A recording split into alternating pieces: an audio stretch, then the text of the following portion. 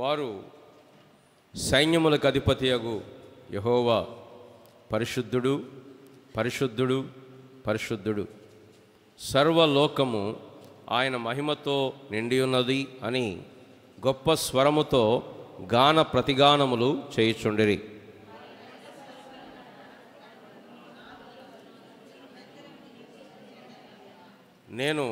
అయ్యో, నేను అపవిత్రమైన పెదవులు గలవాడను, అపవిత్రమైన పెదవులు గల జనుల మధ్యను నివసించువాడను.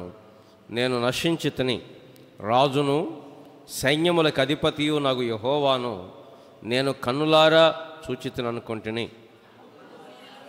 ఒకడు తాను బలిపీఠం మీద నుండి కారుతో తీసిన నిప్పును చేతబట్టుకుని నా యొద్దకు ఎగిరి వచ్చి నా నోటికి దాన్ని తగిలించి, ఇది నీ పెదవులకు తగిలను గనుక నీ పాపమునకు ప్రాయశ్చిత్తమాయను, నీ దోషము తొలగిపోయను అనెను.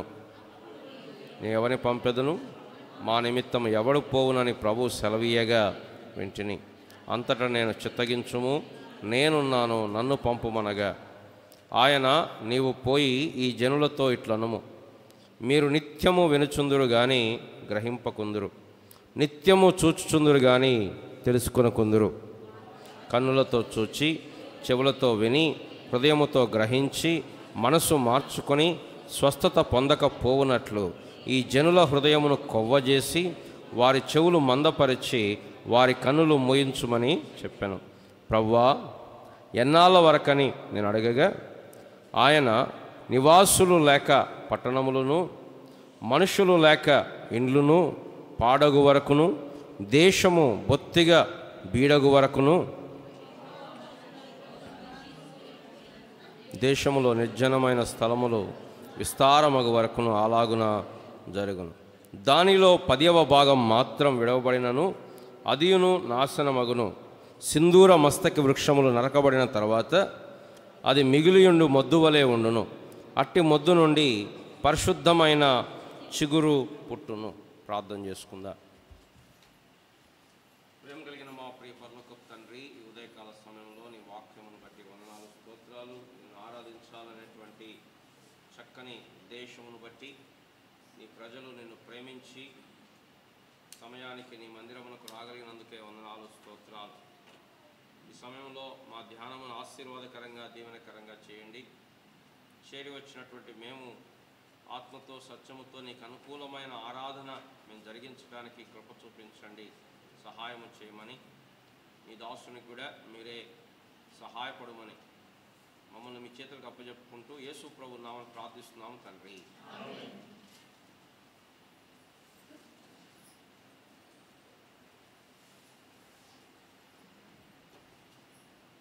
ఆరాధన అనేది చాలా ప్రాముఖ్యమైనటువంటి అంశముగా మనం గుర్తించవచ్చు. మనం ఎప్పుడు చెప్పుకుంటూ ఉంటాం, ఆరాధన అనేది ఒక పాట మాత్రమే కాదు, ఆరాధన అనేది ఒక మాట మాత్రమే కాదు, మన జీవితమే ఆరాధన, ప్రభువుకి అంగీకార యోగ్యముగా ఉండాలనేది. అంటే కొంతమంది ఏమనుకుంటారంటే, మనం ఎలా ఆరాధన చేసినా దేవుడు ఏమనుకోలే అనుకుంటారు. కానీ దేవుడు అలా ఉన్నట్లు బైబిల్లో మనకు కనపడదు. ఆయన ఉన్నతమైన స్థానమును బట్టి ఆయన ఏది పడితే అది, ఎలా పడితే అలా స్వీకరించలేడు. కనుక ఆరాధనను మనం యథాలాపంగా కానీ లేకపోతే ఏదో క్యాజువల్గా తీసుకోవటానికి లేదు. మనం మరలా 2వ వర్తమానంలో ఈ సంగతులు చూద్దాం. అయితే ఆరాధన అనేది ఒక ఉత్కృష్టమైనటువంటి, గంభీరమైనటువంటి, మనం ఎంతో జాగ్రత్తగా భయభక్తులతోటి ప్రభువును ఆరాధిస్తున్నాము అనేటువంటి గమనిక మనలో ఉండాలి. యథాలాపం, క్యాజువాలిటీ అంటే ఒక్కోసారి ఏం చేస్తాం, ఒకేసారి 2-3 పనులు చేస్తుంటాం. ఇటువైపు ఫోన్ ఉంటుంది, అటువైపు ఇంకేదో ఉంటుంది, ఇటు మాట్లాడుతుంటాం, ఇటు వింటుంటాం. అంటే అదేం పెద్ద ఇంపార్టెంట్ కాదు, క్యాజువల్ అన్నమాట. ఎవరైనా మాట్లాడే ఆయన అట్లనా ఇట్లా తీసుకెళ్ళండి అంటాం. That is casual attitude. But దేవుని దగ్గరకు వచ్చినప్పుడు, అందుకోసం ప్రసంగి గ్రంథకర్త కూడా అంటాడు, అనాలోచితముగా యెహోవా సన్నిధిని పలుకుటకు నీ హృదయమునకు సెలవీయవద్దు. We have to be very very careful when what we offer to God. దేవుని దగ్గరికి ఏమి తీసుకొస్తున్నా, దేవుని దగ్గర ఏం అర్పిస్తూ ఉన్నా. కయ్యను హేబేలు అర్పించినప్పుడు దేవుడు 2 అర్పణలు అంగీకరించలేదు. ఒకదాన్ని అంగీకరించాడు, ఒకదాన్ని తృణీకరించాడు. కాబట్టి ఆరాధన విషయంలో ఆత్మతో సత్యముతో అనగా మన సమస్తముతోటి. మన మాటలు చాలా దూరం వెళ్తుంటాయి, కానీ మన హృదయాలు మాత్రం చాలా దగ్గర. అంటే మాటల్లో చాలా ఆరాధిస్తాం మనం, కానీ మన హృదయంలో ప్రవ్వా నువ్వు లేకపోతే నేనేమైపోతాను అనే మాట చెప్పినప్పుడు, ప్రవ్వా నువ్వు ఉంటే నాకు ఏం అవసరం లేదు అని చెప్పేటప్పుడు ఆ నోటితో పలికే మాట హృదయంలోంచి రావాలి. నీవే నా సర్వం, నీవే నా జీవం అని పాడేటప్పుడు లేదా పాడుతున్నప్పుడు అది మన హృదయంలోంచి ఇక్కడి నుంచి రావాలి. ఇక్కడి నుంచి వచ్చినంత మాత్రాన ఉపయోగం లేదు. కనుక ఆరాధనని యథాలాపముగా ఏదో మామూలే అనేటువంటి వైఖరి నుంచి దేవుడు మనల్ని తప్పించునుగాక. మనం చదివిన వాక్య భాగానికి వస్తే, బైబిల్లో ఉన్న 66 పుస్తకాలని మనం 2 భాగాలుగా విభజిస్తాం. పాత నిబంధన 39 పుస్తకాలు, కొత్త నిబంధన 27 పుస్తకాలు. సరే, ఈ అధ్యాయాలు వచనాల విభజన దాదాపు 1200 సంవత్సరాల కాలంలో జరిగింది. అంటే క్రీస్తు పూర్వం 1000 సంవత్సరాలకు ముందు బైబిల్లో అధ్యాయాలు అనేటువంటి విభజన కానీ వచనాలు అనేటువంటి విభజన కానీ ఏమీ లేదు. అయితే ఇక్కడ 66 పుస్తకాలు ఎలా కనపడుతున్నాయో, యెషయా గ్రంథంలో 66 అధ్యాయాలు మనకు కనపడుతూ ఉంటాయి. అందుకోసం బైబిల్ పండితులు దీన్ని మినీ బైబిల్ అని చెప్పి పిలుస్తారు. ఎట్లాగా బైబిల్లో 66 పుస్తకాలు ఉన్నాయో, యెషయా గ్రంథంలో కూడా 66 అధ్యాయాలు కనపడతాయి. ఎట్లాగా పాత నిబంధన కొత్త నిబంధన అని మనం విభజిస్తామో, అట్లాగే యెషయా గ్రంథంలో కూడా మొట్టమొదటి 39 అధ్యాయాలు దేవుని తీర్పును గురించి, దేవుని యొక్క శిక్షావిధి గురించి, అన్యజనులకు ఇశ్రాయేలు ప్రజలకు ఆయన చేయబోయేటువంటి దండన గురించి 39 అధ్యాయాలు చెప్పబడుతూ ఉంటుంది. ఇక 40వ అధ్యాయం నుంచి 66వ అధ్యాయం వరకు ఇశ్రాయేలీలను దేవుడు ఎలా సమకూరుస్తాడు, ఇశ్రాయేలీలను దేవుడు ఎలా సమకూరుస్తాడు. అప్పటికే రాజ్యం పాడైపోయింది. యెషయా కాలంలో రాజుగా ఎవరున్నారు? అత్యంత దుర్మార్గుడైనటువంటి మనష్షే రాజు ఉన్నాడు. హిజ్కియా కుమారుడైనటువంటి మనస్సు అత్యంత దుర్మార్గుడు. ఎంత దుర్మార్గుడు అంటే తన సొంత పిల్లలని అన్య దేవతలకు బలి అర్పించాడు, అగ్నిగుండంలో వేశాడు. నరహత్య చేయటమే పాపం, సొంత పిల్లలను హత్య చేయటం ఇంకా పాపం. వాళ్ళని అన్యజనుల దేవతకు బలి ఇవ్వటం అనేది దేవునికి ఎంత కోపము పుట్టించే ప్రక్రియో. బైబిల్లో కొంతమంది గురించి మాట్లాడేటప్పుడు దేవుడు యెహోవాకు కోపము రేపిరి అని మాట్లాడతాడు. యూదా కుమారుల గురించి చదువుతున్నప్పుడు అతడు యెహోవా దృష్టికి చెడ్డవాడు కనుక యెహోవా అతని చంపెను అని రాయబడుతుంది. సరే, వాళ్ళ తమ్ముడు వచ్చాడు, వాడి గురించి కూడా వాడు చేసిన కార్యం యెహోవా దృష్టికి చెడ్డది గనక వాడిని కూడా యెహోవా చంపెను అని రాయబడుతుంది.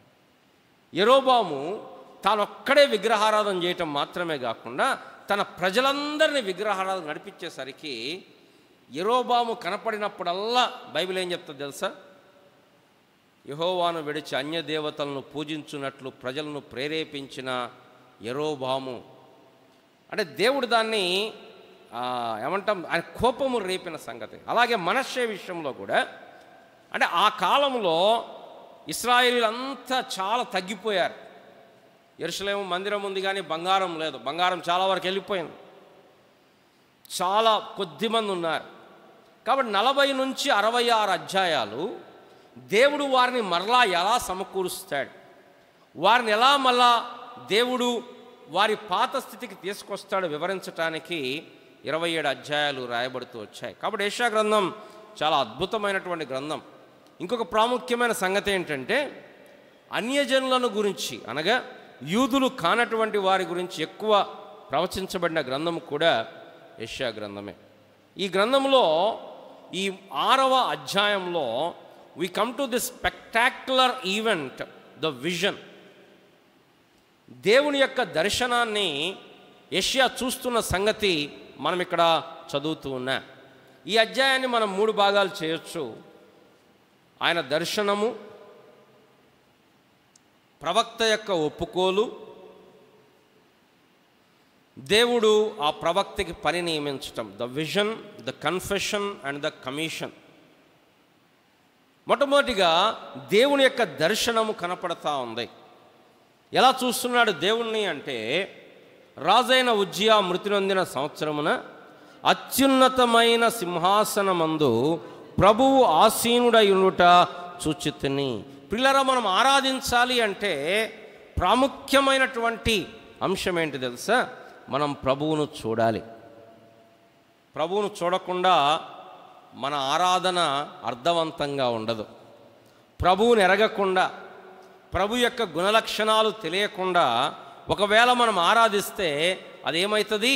అది మన ఉట్టి ఆరాధన అవుతుంది. అందుకోసమే ఆరాధన అనేది అందరూ చేసేది కాదు, ఎవరు పడితే వాళ్ళు చేసేది కాదు. దేవుని ఎరిగి, దేవుని రుచించి హృదయపూర్వకముగా అది ఆరాధన. అందుకోసమే ఈ సినిమా పాటలు పాడేవాళ్ళు, లేకపోతే వాళ్ళు కొన్నిసార్లు పాటలు పాడుతుంటారు యేసు ప్రభు గురించి. ఎంత అద్భుతంగా పాడుతారో! ఆ మ్యూజిక్ వింటుంటే పరలోకంలో ఉన్నట్టు అనిపిస్తుంది మనకి. కానీ దేవునికి, దేవుడు భలేగా పాడారు అనుకుంటాడా? కారణం వాళ్ళు ఏం పాడుతున్నారో వారి జీవిత అనుభవంలో లేదు.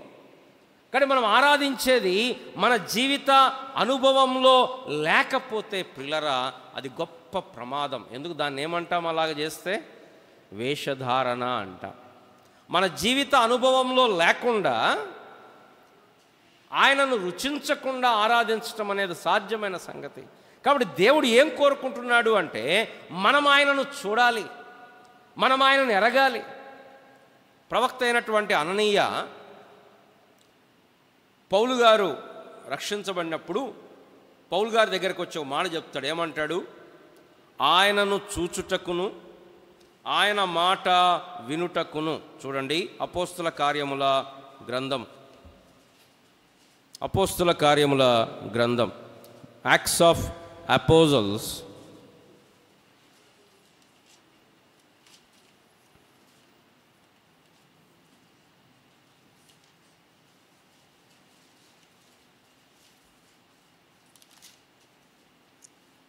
Chapter 22 verse 14. అపోస్తల కార్యముల గ్రంథం 22వ అధ్యాయం 14వ వచనం. అప్పుడు అతడు, మన పితరుల దేవుడు తన చిత్తము తెలుసుకొనుటకును ఆ నీతిమంతుని చూచుటకును ఆయన నోటి మాట వినుటకును నిన్ను నియమించి ఉన్నాడు. దేనికి దేవుడు నియమించింది? ఆయనను చూడటానికి, ఆయన చిత్తము తెలుసుకోవటానికి, ఆయనను చూడటానికి, ఆయన నోటి మాట విన. ప్రియులరా, ప్రభువుని ఎవరు ఆరాధిస్తారు అంటే ఎవరైతే ఆయనను చూస్తారో. ఎట్లా చూడగలుగుతాం మనం? దేవుని యొక్క వాక్యములో నుండి మాత్రమే మనం చూడగలుగుతాం.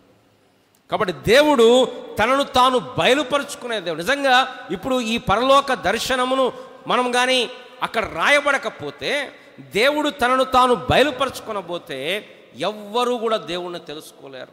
మన దేవుడు దాగి ఉండేటువంటి దేవుడు కాదు, ఆయన తను తాను బయలుపరుచుకునేటువంటి దేవుడు. తను తాను బయలుపరుచుకుంటున్నాడు. ఇక్కడ ప్రవక్త అయిన యెషయా కళ్ళు తెరిచి చూసినప్పుడు దేవాలయం కనపడతా ఉంది. ఆ దేవాలయములో అత్యున్నతమైనటువంటి సింహాసనం మీద ప్రభువును చూస్తున్నాడు. పిల్లరా, మన ప్రభువుని ఎలా చూడాలి అంటే అత్యున్నతమైనటువంటి సింహాసనం. ఏం చూపిస్తుంది సింహాసనం? ఆయన అధికారమును చూపిస్తూ ఉంది. సింహాసనం అనేది ఆయన అధికారమునకు, ఆయన యొక్క ఉన్నతమైనటువంటి స్థానమునకు. ఎవరు సింహాసనం మీద కూర్చుంటారు? రాజులు సింహాసనం మీద కూర్చుంటారు. యేసు ప్రభువారు దేవుడు కీర్తనల గ్రంథంలో కొన్ని కీర్తనలు ఇలా కనపడతాయి. 93వ కీర్తన, 96వ కీర్తన, 97వ కీర్తన, 99వ కీర్తన. ఆ 90 నుంచి 100 మధ్యలో కీర్తనలో ఒక మాట ఎక్కువ కనపడుతుంది. ఏం కనపడుతుందో చెప్తారా? ద లార్డ్ రైనత్, యెహోవా రాజ్యము చేయుచున్నాడు. 93వ కీర్తన మొట్టమొదటి వచనం, యెహోవా రాజ్యము చేయుచున్నాడు. 96వ కీర్తన 10వ వచనం, ఆయన యెహోవా రాజ్యము చేయుచున్నాడు. 97వ కీర్తన మొట్టమొదటి వచనం, యెహోవా రాజ్యము చేయుచున్నాడు. 99వ కీర్తన మొట్టమొదటి వచనం, ద లార్డ్ రైనత్, ప్రభువు పరిపాలిస్తూ ఉన్నాడు. మన ఆరాధనలో ఎప్పుడైతే మనం ఇది చూస్తామో మనం ఆయన ఆరాధించకుండా ఉండలేం. ఆయన స్థానమును బట్టి చాలాసార్లు మన ఆరాధన మన మీద ఆధారపడి ఉంటుంది. అంటే మనకు మంచిగా ఉంటే, మనకు మంచిగా అనిపిస్తే, ఈ వారంలో మనకు ఎక్కడ బాధ కలగకపోతే, ఎవరు మనల్ని ఏమనకపోతే, వర్షంలో తడవకపోతే, ఎండలో ఎండకపోతే, కరెంటు పోకపోతే, అన్నీ మనం అనుకున్నట్టు జరిగితే అప్పుడు ఎలుగెత్తి ఆరాధన వస్తుంది.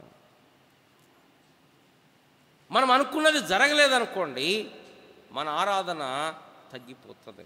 కానీ ఆరాధన మనకు సంబంధించిన విషయము కాదు. ఇప్పుడు సపోజ్ పెద్ద ఆఫీసర్, కలెక్టర్ వచ్చాడు అనుకోండి, నాకు నీరసంగా ఉంది, నేను లేవను అంటావా? అన్నాం. కారణం ఏంటంటే ఆయన అధికారి. ఇప్పుడు దేవుడు ఆయన అత్యున్నతమైనటువంటి సింహాసనం మీద ఆసీనుడైనటువంటి వాడు. ఆయన ఏలుచున్నాడు. చాలామంది అనుకుంటారు, ఏమనుకుంటున్నారు తెలుసా? సాతాను ఏలుతున్నాడు అనుకుంటున్నారు. కొంతమంది అనుకుంటున్నారు మోడీ ఏలుతున్నాడు అనుకుంటున్నారు. కొంతమంది రేవంత్ రెడ్డి, కేసీఆర్ ఏలుతున్నాడు అనుకుంటున్నారు. బైబిల్ ఏం చెప్తుంది తెలుసా? ద లార్డ్ రైనత్, ప్రభు ఏలుచున్నాడు. మా దేవుడు ఎక్కడున్నాడు? ఆకాశమందు ఉన్నాడు. ఏం చేస్తున్నాడు? తనకిచ్చ వచ్చినట్లు సమస్తమును.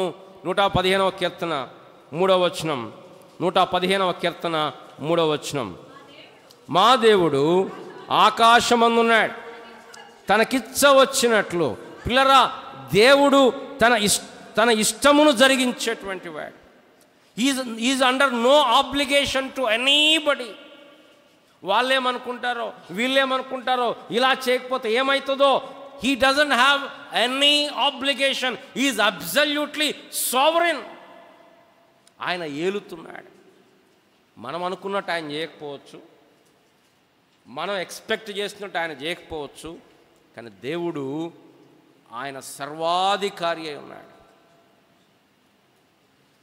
135వ కీర్తన 5 నుంచి 7 వచనాలు. 135వ కీర్తన, యెహోవా గొప్పవాడును, మన ప్రభువు సమస్త దేవతల కంటే గొప్పవాడనియు నేను ఎరుగుదును.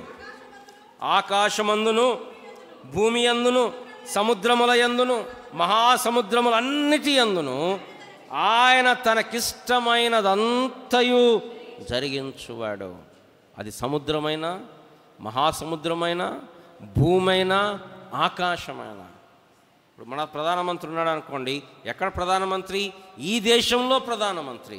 అమెరికా పోతే అక్కడ ఆయన ప్రధానమంత్రి కాదు. కానీ దేవుడు అది ఆకాశమైన, సముద్రమైన, భూమైన, తనకిష్టమైనదంతయు జరిగించువాడు.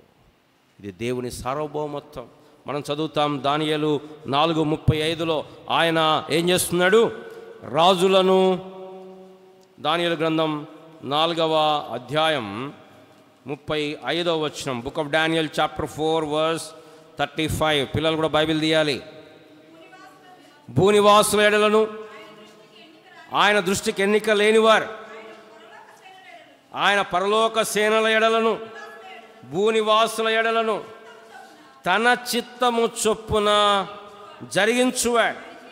ఆయన చేయి పట్టుకొని నీవేమి చేయుచున్నావని ఆయనతో చెప్పుటకు ఎవ్వడును సమర్థుడు కాదు, ఎవ్వరు కూడా. ఎందుకు ఇట్లా చేస్తున్నావు అంటానికి లేదు. 4:32 అంటాడు చివరి భాగంలో, సర్వోన్నతుడగు దేవుడు మానవుల రాజ్యం పైన అధికారి అయ్యుండి తానెవనికి దాన్ని అనుగ్రహింప నిశ్చయించునో వానికి అనుగ్రహించునని నీవు తెలుసు. ఆయన ఇష్టం, ఆయన ఎవ్వరికి ఇవ్వాలనుకుంటే వారికి ఇస్తాడు. ప్రశ్నించడానికి ఎవ్వరికి కూడా లేదు. కారణం ఆయన సార్వభౌముడు, ఆయన సర్వాధికారి. యెషయా గ్రంథంలో చెప్తాడు, నా చిత్తము చొప్పున. చూడండి 46వ అధ్యాయం 10వ వచనం. యెషయా గ్రంథం 46 10వ వచనం. నా ఆలోచన నిలుచుననియు నా చిత్తమంతయు నెరవేర్చుకొనిదనని చెప్పుకొనొచ్చు. చాలమ్మా. ఆయన యెహోవా ఆలోచన సదాకాలము నిలిచేటువంటిది.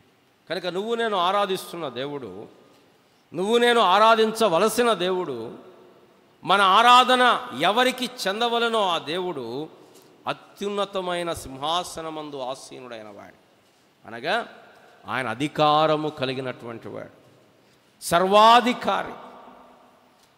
రెండవదిగా ఆ సింహాసనం ఏం చూపిస్తుందంటే ఆయన శక్తిని, ఆయన బలమును చూపిస్తుంది.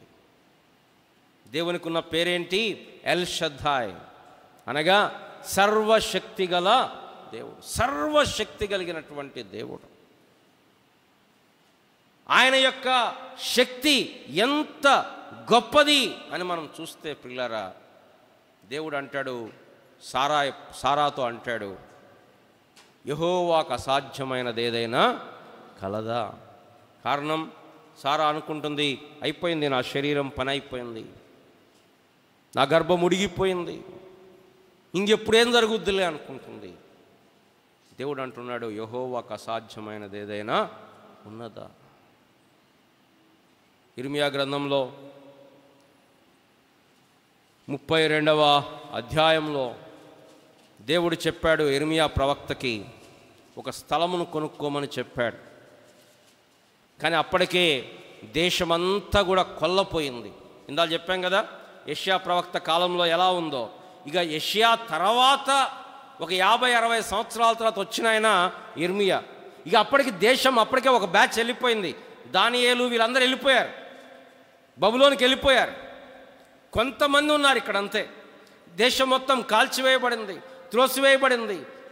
ఈ దేశంలో ఉన్నవాళ్ళు కూడా వాళ్ళు వచ్చి తీసుకెళ్ళిపోతారు. అప్పుడు దేవుడు చెప్పాడు, ఇర్మియా ఇక్కడ స్థలం కొనుక్కొని కాగితాలు రాపించుకొని ముద్ర వేపించు అన్నాడు.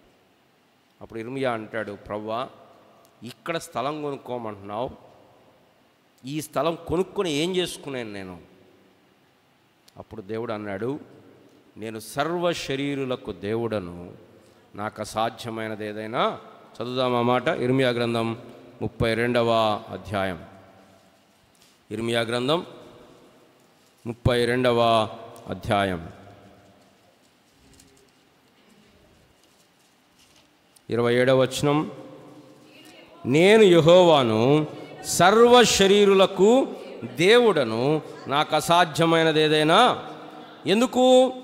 24వ వచనంలో, ముట్టడి దిబ్బలను చూడుము, పట్టణమును పట్టుకొనుటకు అవి దానికి సమీపించుచున్నవి, ఖడ్గము క్షామము తెగులు వచ్చుట వలన దాని మీద యుద్ధము చేయుచుండు కల్దీల చేతికి ఈ పట్టణము అప్పగింపబడును.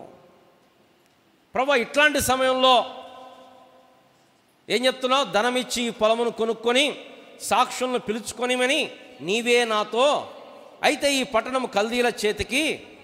ప్రవ్వా ఇట్లేంటి ప్రవ్వా అంటే అప్పుడు దేవుడు అంటున్నాడు, నాకు అసాధ్యమైనది ఏదైనా ఉన్నదా? అట్లా పాడైపోయినటువంటి దేశాన్ని దేవుడు మరలా సమకూర్చింది. మనం చదువుతాం. మరలా క్రీస్తు శకం 72లో ఆ ఇశ్రాయేల్ రాజ్యం పూర్తిగా కూలిపోయి ప్రపంచ పటంలో ఇశ్రాయేలు అనేటువంటి దేశం లేకుండా అయిపోయింది. ఎన్ని సంవత్సరాలు?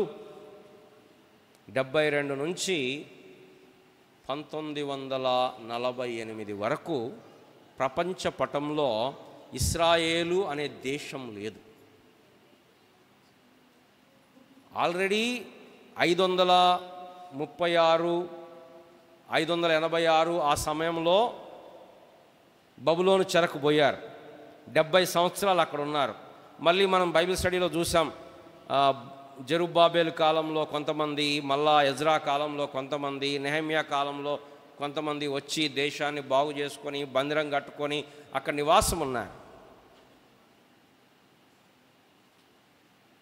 అక్కడ వాళ్ళు ఉన్న తర్వాత మరలా 70లో రోమా చక్రవర్తి పూర్తిగా యెరూషలేమును కూలగొట్టి ఒక్క ఇల్లు కూడా లేకుండా చేసి ఆ దేవాలయంలో ఒకే ఒక్క గోడ మాత్రం ఉంచి దేశాన్ని పూర్తిగా నాశనం చేశాడు. అప్పుడు మాయమైన ఇశ్రాయేలు అనేటువంటి దేశం 1948లో మళ్ళీ అకస్మాత్తుగా ప్రపంచ పటంలోకి వచ్చింది. దేవుడు తన ప్రజలను సమకూరుస్తాడు. 100 సంవత్సరాలు పట్టవచ్చు, ప్రపంచమంతా మర్చిపోవచ్చు, కానీ దేవుడు తన ప్రజలను, కారణం ఆయన శక్తిమంతుడు. అదే కదా యెహెజ్కేలు గ్రంథం 37వ అధ్యాయంలో మనం చదివేదేంటి? అక్కడ ఒక దర్శనం కనపడుతూ ఉంది. ఏం కనపడుతున్నాయి? ఎండిపోయిన ఎముకలు కనపడుతున్నాయి. ఆ ఎండిపోయిన ఎముకలను చూస్తే ఎవరైనా అనుకుంటారా ఈ బతుకుతాయని? ఎవరు అనుకోరు. ఒక చిన్న పిల్లవాడిని చూస్తే అనుకుంటాం వీడు పెద్దోడు అవుతాడులే అనుకుంటా. ఒక యవనస్తుడు అంటే ఆయన పెద్దోడు అవుతాడులే, తర్వాత హోప్ ఉంది అనుకుంటాం. కానీ అక్కడ ఏం కనపడుతున్నాయి? ఎండిపోయిన ఎముకలు. ఇక లేదు, వాటిలో ఆశ లేదు. సమాధుల్లో ఉన్న ఎముకలు. దేవుడు చెప్పగానే ప్రవచిస్తే ఏమైపోయింది?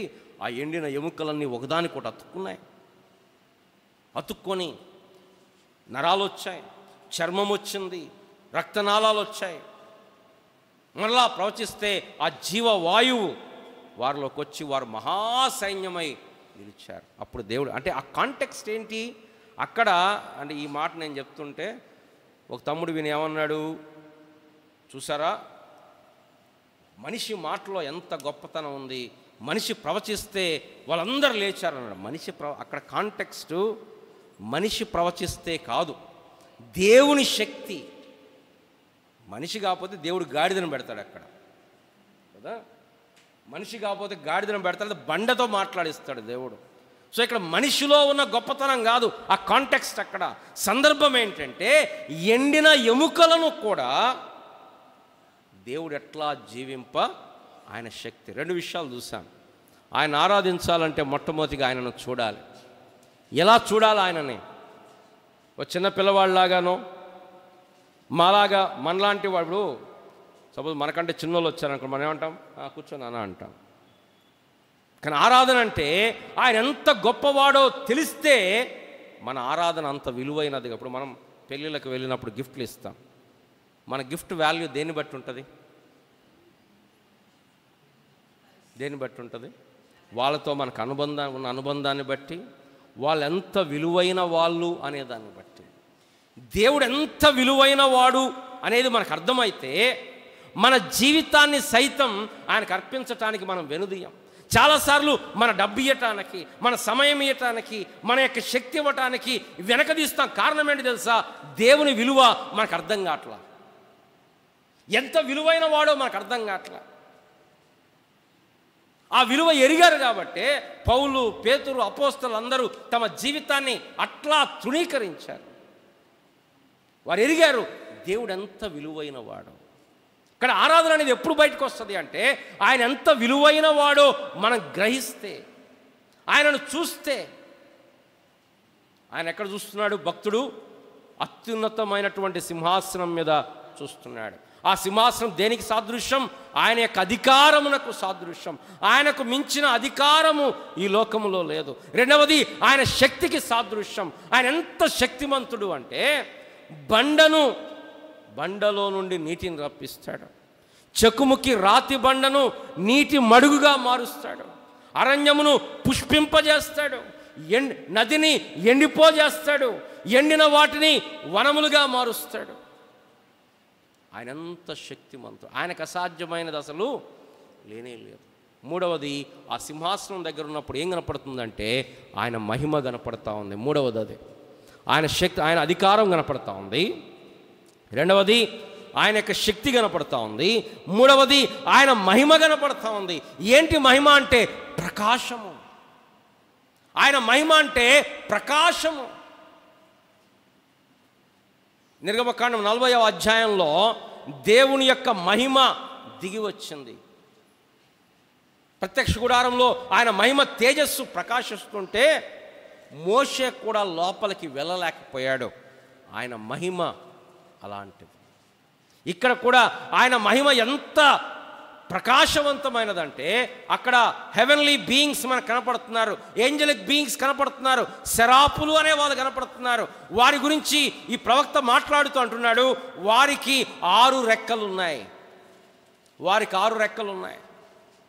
ఈ 6 రెక్కలలో ఆ దేవుని మహిమ ఎదుట ఆ మహిమను చూడలేక 2 రెక్కలతో తమ కళ్ళు, 2 రెక్కలతో తమ కాళ్ళు ఎంత కప్పుకోగలిగితే అంత కప్పుకొని 2 రెక్కలతో ఎగురుచు సైన్యములకు అధిపతి యెహోవా పరిశుద్ధుడు పరిశుద్ధుడు పరిశుద్ధుడు అని వారు ప్రతిగానములు చేస్తున్నారు. This a glorious vision. ఆయన యొక్క మహిమ కనపడతా ఉంది. ఎప్పుడైతే ఆయన మహిమలో ఆయనను చూస్తామో మన ఆరాధన అప్పుడు ఎవరు మనం పుష్ చేయాల్సిన పనిలే. యవనస్తులు ఆరాధన చేయండి, బ్రదర్స్ ఆరాధన చేయండి, సిస్టర్స్ ఆరాధన చేయండి, పోయిన వారం చేయని వాళ్ళు ఇప్పుడు చేయండి. We need not guided. యోహాను పోయిన వారం మనం చూస్తూ వచ్చాం, అన్న చెప్తూ వచ్చారు, ఆయనను చూడగానే చచ్చిన వాని వలె ఆయన పాదముల యొద్ద యేసుప్రభు చూడ, ఆగు ప్రభు పాట పాడుతుడు, ఆ పాట ఎక్కడ ఉండాలి, ఏది ఆ పాట, ఏది ఆ పాట పుస్తకం నెంబర్, పాట నెంబర్ అంతా అనలే. ప్రభువు కనపడగానే ఆయనను చూడగానే చచ్చిన వాని వలె, ఇది ఆరాధన. చచ్చిన వాని వలె ఆయన పాదముల యొద్ద పడిపోవటం, ఇది ఆరాధన. ఆయన లేకుండా ఆరాధన లేదు. ఆయన మహిమను చూసినప్పుడు తండ్రి రొమ్మునున్న అద్వితీయ కుమారుడే ఆయనను మనకు బయలుపరచను. మనము ఆయన మహిమను చూచితిమి. యోహాను సువార్త 14వ అధ్యాయం, మొదటి అధ్యాయం. యోహాను సువార్త 1వ అధ్యాయం.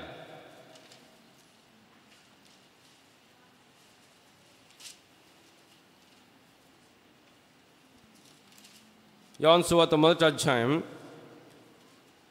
18వ వచనం. ఎవడును ఎప్పుడైనను దేవుని చూడలేదు, తండ్రి రొమ్మునున్న అద్వితీయ కుమారుడే ఆయనను బయలుపరచను. ఆయన మహిమ చూడండి, 14వ వచనం. వాక్యము శరీరధారి అయి కృపాసత్య సంపూర్ణుడిగా మన మధ్య నివసించను. తండ్రి వలన కలిగిన అద్వితీయ కుమారుని మహిమ వలె మనము ఆయన మహిమను కనుగొంటిమి. ఆయన మహిమను మనం చూసినప్పుడు ఆరాధించగలుగుతాం. చివరిగా అక్కడ 4వది ఏంటంటే ఆయన క్యారెక్టర్ కనపడతా ఉంది. ఏమని ఆరాధిస్తున్నవారు? పరిశుద్ధుడు పరిశుద్ధుడు పరిశుద్ధుడు. ఎప్పుడైతే ఈ ఆరాధన విన్నాడో యెషయా, వాళ్ళు భలే పాడుతున్నారు, నేను కూడా పాడుతున్నాను అనుకోలేదు. ఎప్పుడైతే దేవుణ్ణి దగ్గరగా చూసామో he comes out with a confession. ఆయన ఒక ఒప్పుకోలు గురించి వస్తున్నాడు. ఏమంటున్నాడు అంటే, అయ్యో, తెలుగులో ఆ మాట మిస్ అయింది, అయ్యో అనే పదంతో ట్రాన్స్లేట్ చేశారు. ఇంగ్లీష్లో ఉంది, ఓ అంటు మీ, నాకు శ్రమ. ఎప్పుడొచ్చింది ఆ మాట? దేవునిని దగ్గరగా చూసినప్పుడు. దేవునికి సన్నిహితమైన వ్యక్తి యొక్క లక్షణం ఏంటి తెలుసా? తగ్గించుకోవటం. దేవునికి ఎంత దగ్గర అవుతామో మనిషి అంత తగ్గిపోతాడు. మనిషి తగ్గట్లేదు అంటే అర్థం దేవునికి దగ్గరగా లేడు అని.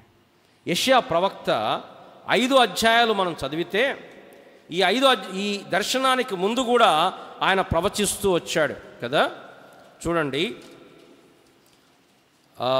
4వ అధ్యాయంలో కూడా ఆయన అనేక మందికి శ్రమ ప్రవచిస్తూ వచ్చాడు. 5వ అధ్యాయం 8వ వచనంలో ఇంటికి ఇల్లు కలుపుకొని పొలమునకు పొలము చేర్చుకొని మీకు శ్రమ. 11వ వచనంలో మద్యము త్రాగే వారికి శ్రమ. అట్లాగా వారికి శ్రమ శ్రమ శ్రమ అని ప్రకటిస్తూ వచ్చాడు. కానీ ఇప్పుడు ఎప్పుడైతే దేవుని దగ్గర చూశాడో, దేవుని దగ్గరగా వచ్చాడో, ఇప్పుడు ఆయన వారికి శ్రమ అనట్లా.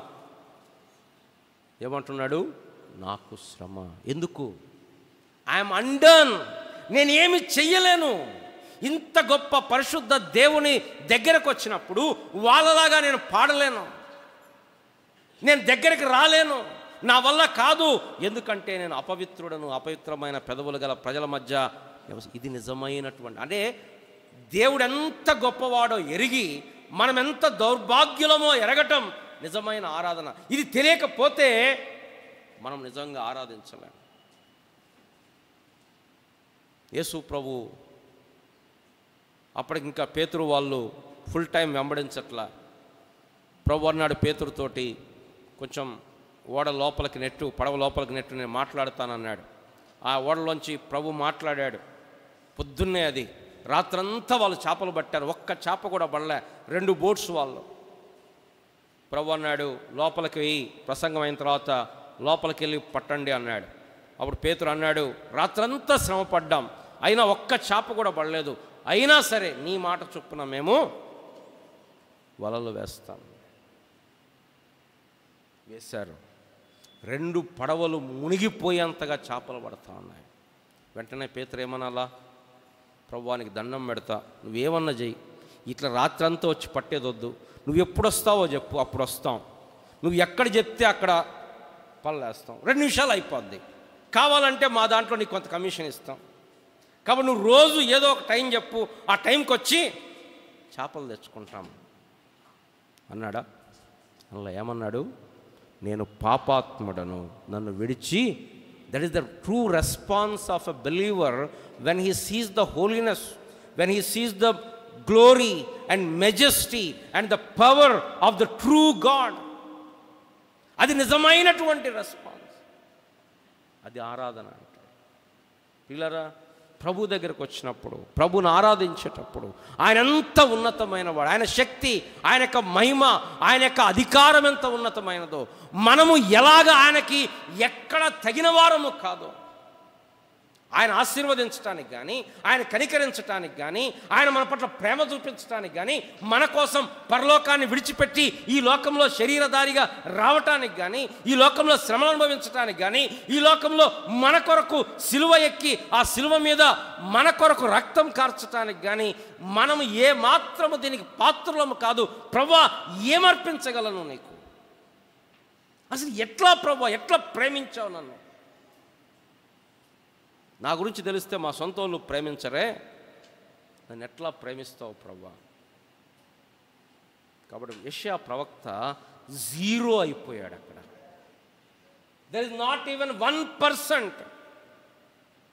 బా ప్రభువా, మహిమ భలేగు, నాకు కూడా చిన్న చిన్న మహిమలు ఉండేవి ప్రభువా అనలే. ఈ 0. మనకున్న అలవాటు ఏంటంటే, ఒకళ్ళు ఏదైనా విషయం చెప్పారనుకోండి, మనం కూడా మాకు కూడా అట్లనే ఉంది, అలానే ఉందని చెప్తుంటాం, మనల్ని తీసుకొచ్చేస్తాం అక్కడ. ఇప్పుడు దేవుని దగ్గర మనం తీసుకురావడానికి ఏమీ లేదు.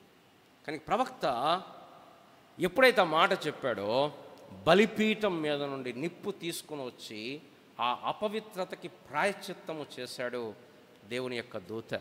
పిల్లరా, నా జీవితంలో కూడా ఆ ప్రాయశ్చిత్తం ఎలా జరిగింది అంటే, యేసుక్రీస్తు ప్రభువారి రక్తము ద్వారా నీకు నాకు ప్రాయశ్చిత్తము జరిగింది. అంటే పెదవుల అపవిత్రత నిజంగా పోవాలంటే, నిప్పులే కావాలంటే, మన చేతుల అపవిత్రత, మన యొక్క కాళ్ళ అపవిత్రత, మన హృదయం అపవిత్రత, మన యొక్క మనసు అపవిత్రత, ఇవన్నీ పోవాలంటే మన యుగ యుగాలు మంటలో కాల్చినా కూడా ఆ పవిత్రత పోదు. కానీ దేవునికి స్తోత్రం, జీవము గల దేవుని సేవించున్నట్లుగా ఆయన రక్తము మన మనస్సాక్షిని ఎంతో ఎక్కువగా శుద్ధి చేస్తుంది. ఆ మాట చదివి మనం ఆరాధనలోకి వెళ్ళిపోదాం. చాలా సంగతులు ఉన్నాయి, తర్వాత కొన్ని చూసుకుందాం. హెబ్రీ పత్రిక 9వ అధ్యాయం. హెబ్రీ పత్రిక 9వ అధ్యాయం. హెబ్రీ పత్రిక 9వ అధ్యాయం 14వ వచనము. 13-14 ఏలయనగా మేకల యొక్కయు ఎడ్ల యొక్కయు రక్తమును మైలపడిన వారి మీద ఆవు దూడ బూడిద చల్లుటయు శరీర శుద్ధి కలుగునట్లు వారిని పరిశుద్ధపరిచిన ఎడల నిత్యుడగు ఆత్మ ద్వారా తన్ను తాను దేవునికి నిర్దోషినిగా అర్పించుకొనిన క్రీస్తు యొక్క రక్తము నిర్జీవ క్రియలను విడచి జీవము గల దేవుని సేవించుటకు మీ మనస్సాక్షిని ఎంతో ఎక్కువగా శుద్ధి చేయండి. That's what happened in our lifes. మన జీవితాల్లో జరిగింది ఏంటంటే, అత్యంత దౌర్భాగ్యులమైన మనలను క్రీస్తు ప్రభు వారి రక్తం ఎంత శుద్ధి చేసింది అంటే, ఇప్పుడు ఈ మహిమగల దేవుని దగ్గరికి మనకు నేరైన ప్రవేశం ఉంది. యెషయా ప్రవక్త he could not dare, but ఇప్పుడు మనం ధైర్యముగా ఆయన దగ్గరికి ప్రవేశిస్తున్నాం. కారణం, ఆ తెర చినిగిపోయింది. ఆయన శరీరం అనేటువంటి తెర చినిగి ఆ మార్గము మనకు ఏర్పరచబడింది. ఇక్కడే కదా అంటాడు 10వ అధ్యాయం, హెబ్రీ పత్రిక 10వ అధ్యాయం 19-20 వచనాలు. సహోదరులారా, యేసు మన కొరకు ప్రతిష్ఠించిన మార్గమును అనగా నూతనమైనదియు జీవము గలదియు ఆయన శరీరము అను తెర ద్వారా ఏర్పరచబడినదియునైన మార్గమున ఆయన రక్తము వలన పరిశుద్ధ స్థలమునందు ప్రవేశించుటకు మనకు ఆయన శరీరం అనే తెర చినిగిపోయి మనం వెళ్ళటానికి మార్గము కలిగింది. మనం ప్రభువుని ఆరాధించకుండా ఎట్లా ఉండగలుగుతాం? Is it optional for us to worship? ఆరాధన అనేది మనకు ఆప్షనలా? Do you think so? ఇప్పుడు ఎవరైనా పెద్ద ఆఫీసర్ మీటింగ్ పెట్టారనుకోండి, వెళ్ళటం వెళ్ళకపోవటం అనే ఆప్షన్ లేదు. We have to go. మరి ఆరాధన విశ్వాసకి ఆప్షన్ ఎట్లా అవుతుంది? It's compulsory. నేను నోరు తెరవనులే, వాళ్ళు ఆరాధించుకుంటారులే, ఎవరు ఆరాధించుకుంటారులే అంటే అస్సలు నోరు తెరవకపోతే వేరే విషయం. బయట మనం చాలాసార్లు నోరు తెరుస్తాం కదా, అక్కడ లేని భయం, అక్కడ లేనటువంటి ఇన్హిబిషన్, అక్కడ లేనటువంటి ఎవరేమనుకుంటారు అనేది ఇక్కడ మాత్రం ఎందుకు వస్తుంది? మనం ఆరాధించేది ఇతరుల కోసం కాదు, ఇతరులు అబ్బా భలే ఆరాధించింది అక్క అనుకోవడానికి కాదు. మనం ఆరాధించేది దేవునికని మనం ఎరిగినప్పుడు మన హృదయములు ఎత్తి, మన గొంతెత్తి, మన హృదయములు ఎత్తి ప్రభువా నీకేనా ఆరాధన అని మనం చెప్తాం. రండి, అలాగా మనం ప్రభువును ఆత్మతో సత్యముతో ఆరాధిస్తాం. మనం లేచిన పాట పాడుకుంటాం. సండే స్కూల్ పిల్లలు సండే స్కూల్కి వెళ్తారు. కుమార్